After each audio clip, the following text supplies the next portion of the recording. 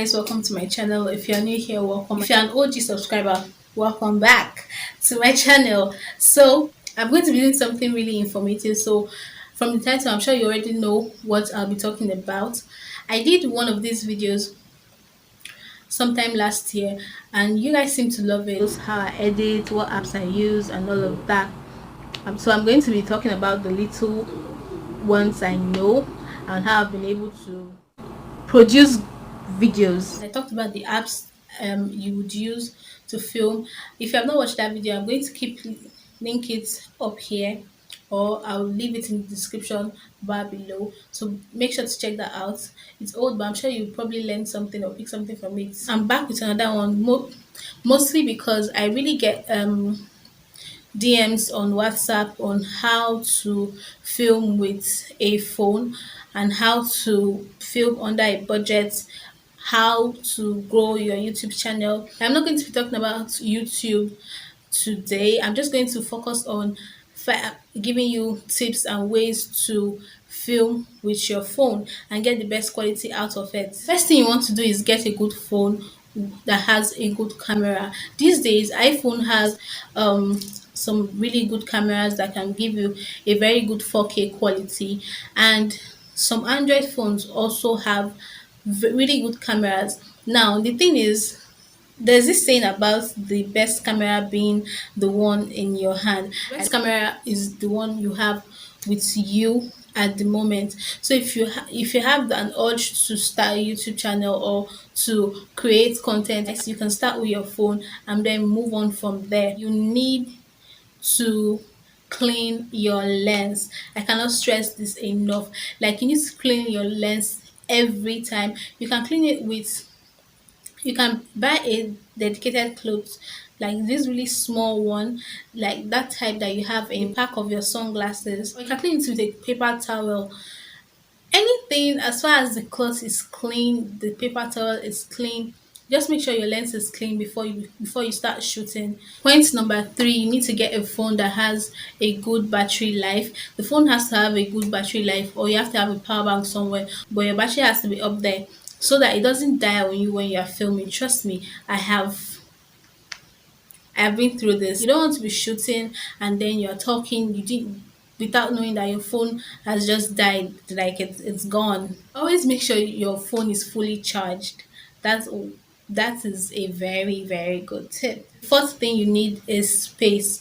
You would need space. Your phone has to have space. I'm talking 128 gig. If you are not using an iPhone, if you're using an Android phone, you need a SD card.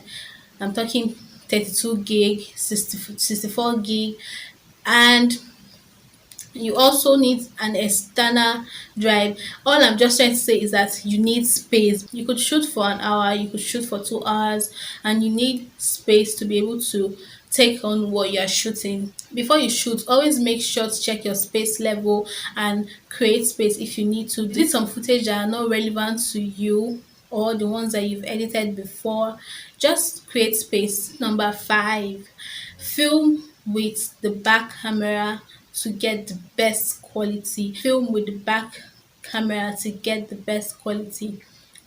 If you're filming with the front facing camera, it doesn't give you a very good quality. Trust me, I used to use a front facing camera when I was using my last phone, and it was good, but the back camera was better, and my excuse was I needed a monitor to always check my face to see if I was in frame. That's the next tip I'm going to share with you now, but just make sure you are filming with the back camera and not the front. The only time I ever use the front facing camera on my phone for YouTube is when I'm vlogging, because there's really no way to do it. You need a tripod, something to hold your phone, something to keep your phone sturdy and steady. So you can keep it on top a book. You can arrange books. Yeah, I used to arrange books one time, and I'll arrange books and put my phone on top and film. You can place it on a table. Just make sure that wherever you're placing it, it won't shake, because nobody wants to watch a video that's like shake, shake, shake, shake, shake, shake. Okay, let me show you an example. If my footage was like this, oh my tripod is so tight. But if it was shaky, you wouldn't enjoy the video. That's all I'm trying to say. You can get tripods from AliExpress, you can get from Amazon, you can get from Jumia. Just look for something in your budget and buy. You need a monitor when you're shooting. Honestly, you need something. So one thing that you can do is connect your laptop to your phone via an app called Reflector. So that way you can always check.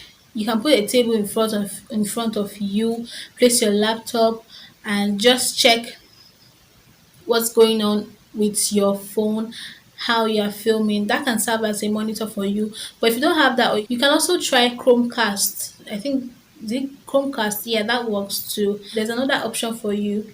Place a mirror in front of your tripod or your phone that you're filming. Place a mirror. Make sure when you sit down, you can always see the mirror. So once you're looking at the screen, you can look at the mirror and see what you are doing. Do you get? So point number, I've lost count. Source of lighting. You can use natural light when the day is bright.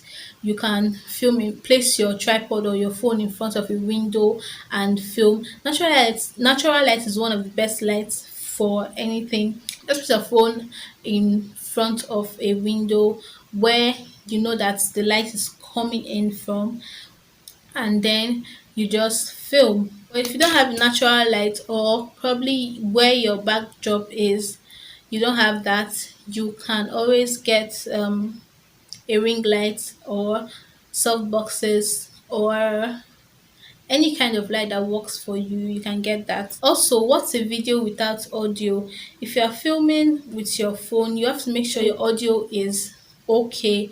No background noise, no shaky audio. Make sure your audio is okay. Some of the phones that come now, they come with really good audio. If you find that your background is really noisy, you can switch to voice over, which means you can shoot now and then you voice over the video. That means you can just go to your phone sound recorder and record your voice. So the recorder that comes with phone these days are really high quality. Or if you feel like you need to up your game a bit, you can get a mic. You can get a lavalier mic, or you can get a lapel mic from AliExpress. The no name ones, they're really cheap and affordable. You can just check for your options and get one for yourself. The next thing you need when you're filming with your phone is a reflector. You need some sort of reflector to bounce light onto your face, on your background. You can see I have shadows in my background. That's because I don't have a backlight to eradicate any shadows right now. And you need reflector. I have a video where I showed you guys how to make a DIY reflector if you can't afford the Godox reflector.